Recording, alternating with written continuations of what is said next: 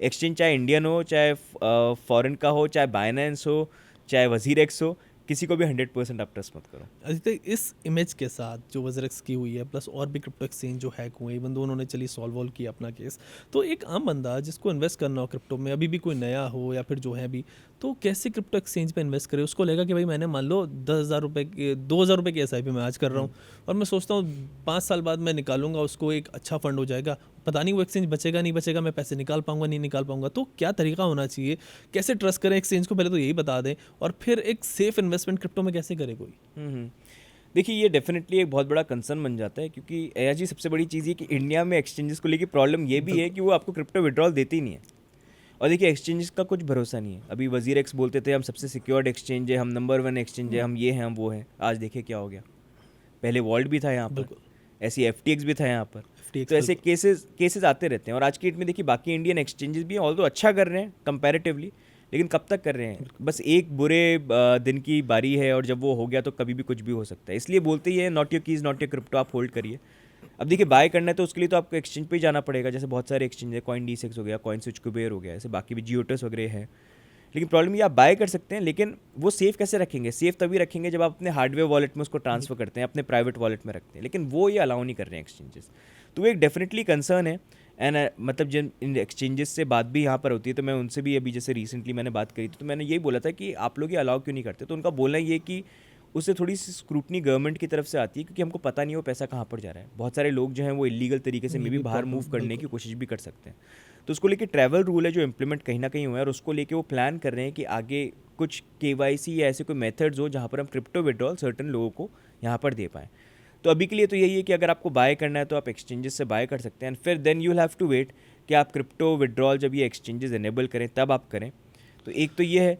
दूसरा option P2P का भी है, लेकिन P2P में आप जैसा जानते हैं बैंक अकाउंट फ्रीज होने बिल्कुल। की बिल्कुल। पॉसिबिलिटी यहाँ पर हो जाती है, लेकिन उसके भी कुछ मेथड्स हैं which you can try. But अभी फुल फुल सॉर्टेड जो सोल्यूशंस है वो अभी तक आए नहीं है, जो आई होप आने वाले टाइम पे आ जाए। लेकिन अभी के लिए अगर if somebody wants to buy, तो बेस्ट तरीका तो यही है, आप एक्सचेंजेस पे जाइए, बाय करिए, और वेट करिए जिस दिन वो विड्रॉल यहाँ पर इनेबल करें, तब आप अपने हार्डवेयर वॉलेट पे उसको विड्रॉ ओके करें। आदित्य, तो आप कह रहे हैं कि ये हार्डवेयर वॉलेट में, जैसे हमने काफ़ी बात किया, रखना चाहिए, बट तरीका नहीं है कोई अवेलेबल कि जैसे आप ट्रांसफ़र कर पाएँ क्रिप्टो को हार्डवेयर वॉलेट में? कोई तरीका नहीं है ऐसा?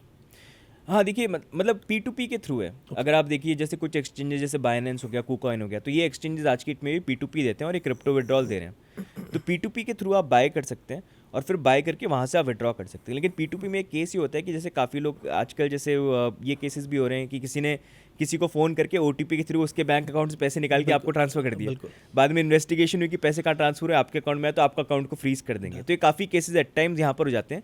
और एक रीज़न यहाँ पर ये इंडियन एक्सचेंजेस ने भी बोला है, कई बार उनके साथ भी ये केसेस आते हैं कि किसी ने ऐसे ट्रांसफ़र किए होते हैं, और फिर वो उनके बैंक अकाउंट जो है फ्रीज हो जाते हैं, उसके ऊपर इन्वेस्टिगेशन आती है। तो इस कारण कि हम क्रिप्टो विड्रॉल नहीं देते, ताकि वो क्रिप्टो यहीं पर रहें, वो कहीं बाहर मूव नहीं हो पाए, और हम भी उसको बैलेंस आउट कर पाएँ। तो वो एक केस रहता है जो कर सकते हैं। लेकिन उसमें सोल्यूशन ये है कि आप ये कर सकते हैं कि जैसे नया बैंक अकाउंट बना लिया अपना, एकदम फ्रेश बैंक अकाउंट रखा है, और उसके अंदर आप मतलब उसको सिर्फ जो है इसी के लिए यूज़ करें, क्रिप्टो के लिए। वहाँ पर आपका कोई पूरा जो कैपिटल है वो नहीं रहे, तो कल को अगर उस पर कुछ होता भी है तो आप उसको सॉल्व कर सकते हैं, बिकॉज आपने कुछ गलत यहाँ पर नहीं किया, लेकिन एटलीस्ट आपका पूरा फंड जो है वो यहाँ पर फ्रीज नहीं होगा। तो वो एक तरीका है, वर्क अराउंड है। ओके आदित्य, यहाँ पे ना लोग, जब जैसे टैक्स वगैरह आया क्रिप्टो का, TDS वगैरह आया, तो लोग ना मतलब गवर्नमेंट को लगा कि भाई बड़ी दिक्कत हो यहाँ पे, मतलब जैसे आप भी कह रहे थे, गवर्नमेंट को लगा कि भाई क्रिप्टो छोड़ देंगे, लेकिन हुआ उल्टा, और लोग आ गए इंटरनेशनल एक्सचेंजेस पे शिफ्ट हो गए। लोगों ने देख लिया तरीका, उनको समझ में आ गया, तो इंटरनेशनल एक्सचेंजेस पे जाके अपने क्रिप्टो रखना से ये मानना कि भाई वहाँ पे रख लेते हैं। चलिए, इंडियन एक्सचेंज तो ऐसे हो गए कि हम भरोसा राइट नाउ नहीं कर सकते, बट यार बाइनेंस जो है ना, बाइनेंस US का है, होने को तो वहाँ भी हो जाएगा, बट लेस चांसेस है, एटलीस्ट वहाँ कुछ होगा तो वो रिफंड हो जाएगा फला चीज़। तो ये कितना सेफ है? देखिए, मतलब एक्सचेंजेस तो कोई भी सेफ नहीं है यार जी। वो लोगों ने डेफिनेटली मतलब इंडियन क्रिप्टो कम्युनिटी में ये पर्सपेक्टिव तो ज़रूर बना हुआ है कि यार हम इंडियन एक्सचेंज को यूज़ नहीं करेंगे, हम बाहर के एक्सचेंज को यूज़ बिल्कुल। करेंगे। मतलब अपने देश की सर्विसेज को ही हम ट्रस्ट यहाँ पर नहीं करते हैं, अनफॉर्चुनेटली ऐसा पूरा बना हुआ है।